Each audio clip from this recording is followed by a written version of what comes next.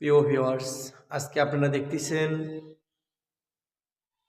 একটি কোরআনের ময়দানে সাদিকুর রহমান আজহারের সঙ্গে কারা খারাপি কাজ করতেছে, কারা তাদের সঙ্গে বেয়াদবিমূলক আচরণ করতেছে।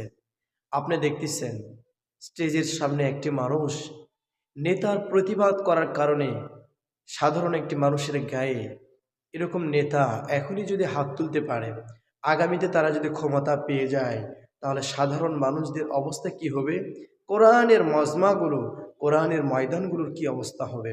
প্রিয় ভাইয়েরা আমার, এজন্য নিজেরা সংশোধন হন। ইসলামী আন্দোলনে যারা নেতা আছেন তারা সবাই এক হয়ে কাজ করেন।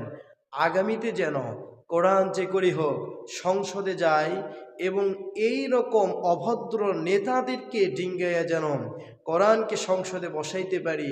আল্লাহ যেন আমাদের সবাইকে সে শক্তি অর্জনের তৌফিক দান করেন। সকলে বলি আমিন।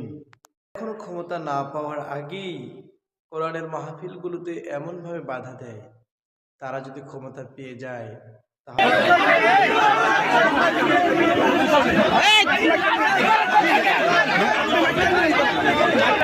মেহমান স্টেজে উঠেছেন, তিনি অবশ্যই আলোচনা করবেন।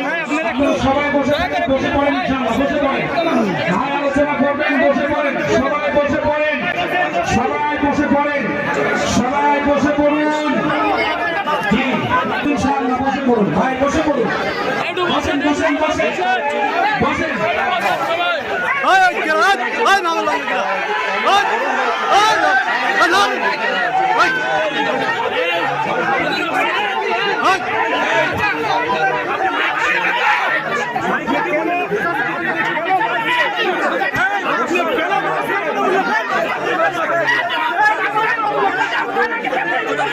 Hey!